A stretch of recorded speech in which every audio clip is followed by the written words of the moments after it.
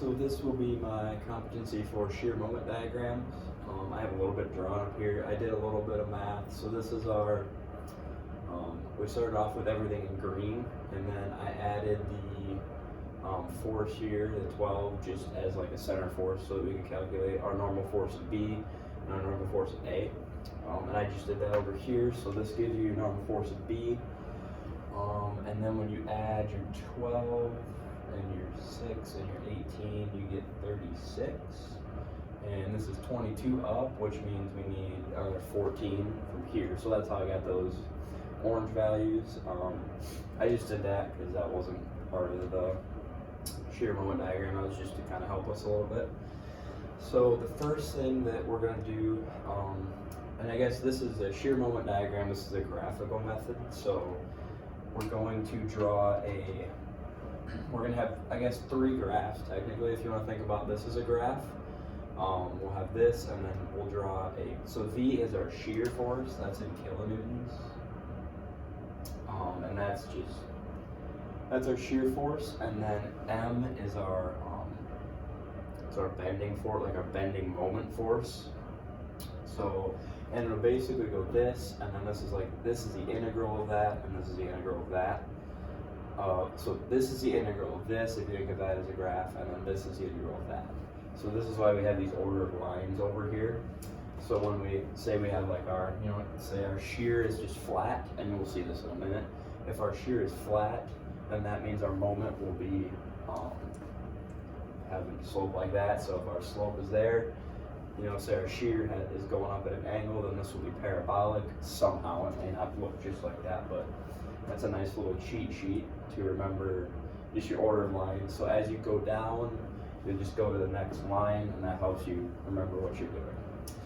So to start off with our shear force, I guess this is in kilonewtons and then over meters, so kilonewton times a meter.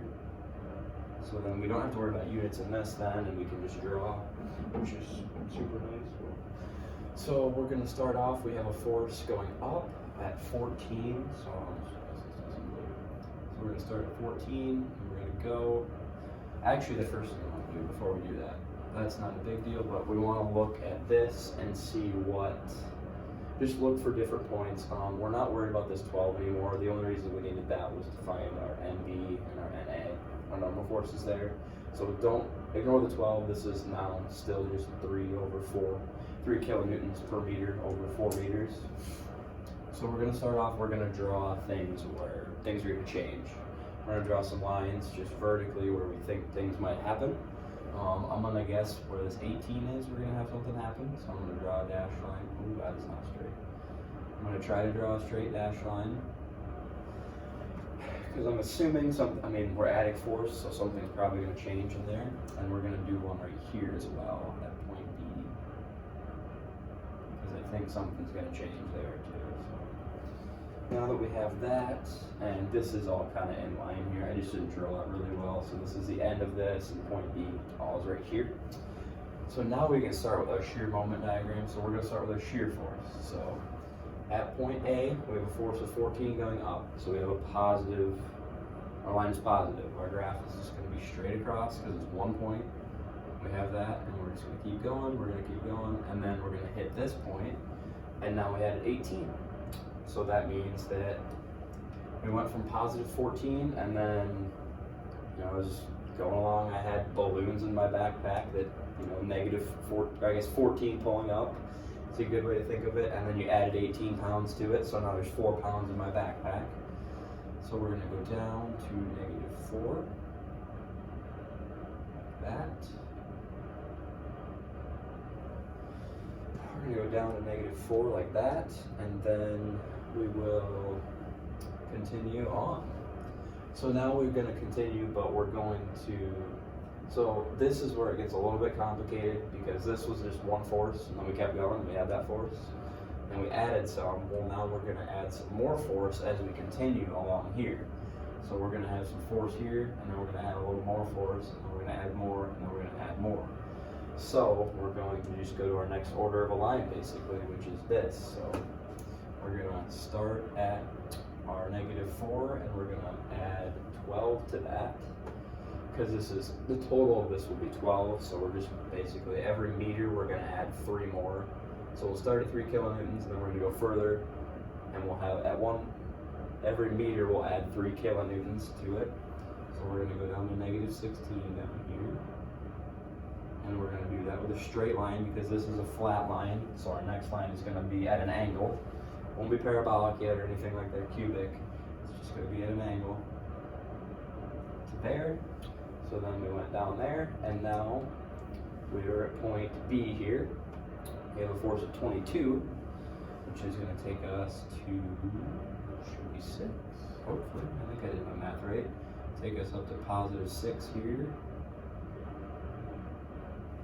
So now we're at 6, and then we're going to go along at 6, and right at the end of the beam we have a force of 6. It'll take us down to 0. Now we know we did it right because we ended up back at 0. For your shear force, it all should balance out. You should just have force end up at 0. Shear is super important when you're building like a beam like this, because it doesn't really matter which way it is. If you're asked to find the maximum shear force, if you have a beam, you don't really care if it's going up or down. You just want to know where the maximum force is, because that's where something bad might happen first. And that maximum shear force is here at point B, and it's going down, negative 16. So now I'm just going to draw some lines here so we can kind of see some areas. And we will, so the next thing we're going to do is we're going to find the areas of the, actually we're just going to label these areas as positive or negative. So if it's above this line, it's positive. If it's below, it's negative. So this guy is positive, this guy is negative, and this guy is positive. And this is going to tell us the slope of our moment diagram now.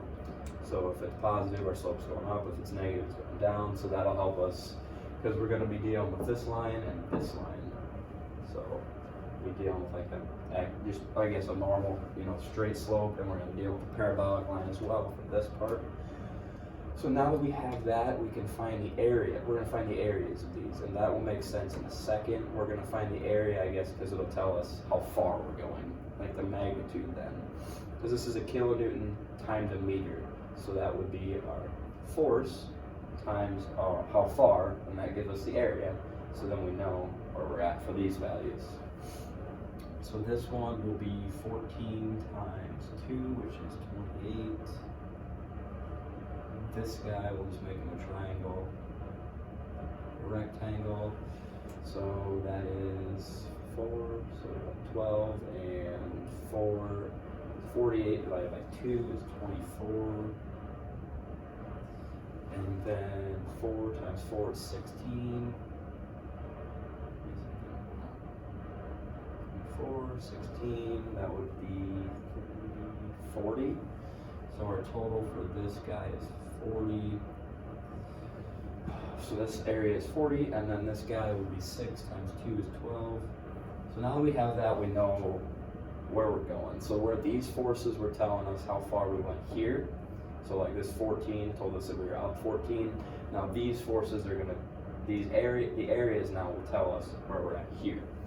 So here we're gonna start at 0, and so we know we're always gonna start at 0 here, and we know so we have a straight line, so it's the next order up. So you just basically, I guess you go down as you go down your graph. So we got a straight line, so this one's gonna have to be at an angle. And where are we going to? We're going to 28. So this will be 28, and we're gonna connect them with a straight line, but at an angle like that, because that's the next order. So now we have this guy, and this guy's a little bit weird. So we have an angle line, which is this line, which means we're gonna have a parabolic function. But we have, and I guess first we'll just subtract 40. So that should be 40, 28. If I can do math today, I think it's negative 12. Let's see, 10. Yeah, it should be negative 12. Yes, it's negative 12. Sorry, math is a little bit struggling today. But, so now we have two choices. We can either go like this with our parabola, or we can go like this with our parabola. And the way that we decided to figure this out, you can think about it in a couple different ways. The way that makes sense to me is kind of like, skiing, or I guess is a good way, or you can just think, I guess the way that makes sense to me to think about it is, I've got a little force, and then I add a little more, and then I add a little more, and then I add more. So I'm just kind of thinking, like, as I'm walking, if I have, like, say, force of 4 pounds in my backpack, and every time I take a step you add more, it's gonna be harder and harder to walk.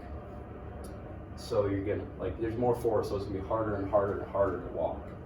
Whereas if that would be, so because of this shape, you're adding force every time, so that means it's gonna have a negative, and it's gonna go down, so it's gonna have a negative slope, and it's gonna be shaped like this. Because you have a little bit of force, then you add more, and you add more, and you add more, and you add more, until you get 16. So I guess that's kind of the way I think about it. Is just, if it was the other way, it would be, there's a lot of force, and then as I'm walking, you're adding less and less and less. You're still adding force, but you're adding significantly less. So if this was, this was the high side, and it just shrunk, just think about it as, like, we were a little negative, and then we got more and more and more and more negative as we went. That's kind of the way I like to think about it, and that just makes sense in terms of, like, calculus for me, I guess. So yeah, we're gonna have this line connected there to -12, and now we have straight line here again. That means we're going up at an angle. Where are we going to? Well, our area is 12, so we're going back to 0. And we must have done something right, because we ended up back at 0, which is good again. So we're gonna have this area. So now you can kind of see that, and this is how you do shear moment diagrams. You start with your diagram, you do your shear, and then you do your moment balance. And basically, yeah, the way to think about this, I guess, is just, this is your one order, and then you just keep moving down your orders. This order of lines is a super helpful tip that I found as I was kind of looking more into this, and it makes a lot more sense to me, I guess. Just, have a little cheat sheet over here that you can be like, oh, it's a flat line here, so that means it's going to be it's going to be an angle, and it might not be this, but it's going to be down, or it's going to be one of these two. It's either going to be this or this. So that is a way that I like to think about that now. Yeah, just everything is the next order of lines. So if this had at slope, then this would have been parabolic, and that would have been cubic. And a big sticking point could be this line here, figuring that out. But if you kind of think about it as, I have a little bit of force, so I'm not dipping too hard, and then as I keep adding force, it's going to get heavier and heavier and heavier on that beam, and it's going to then go down. So your slope is little, because this is the slope of this line, because it is basic. So this is your function, derivative, kind of a way to think about it that way, or this is your function, integral, if you want to think about it calculus-wise. So if this is your slope, then your slope is decreasing. It's going to get more and more and more negative as you go along. But yeah, this is shear moment diagram, and hopefully that makes sense.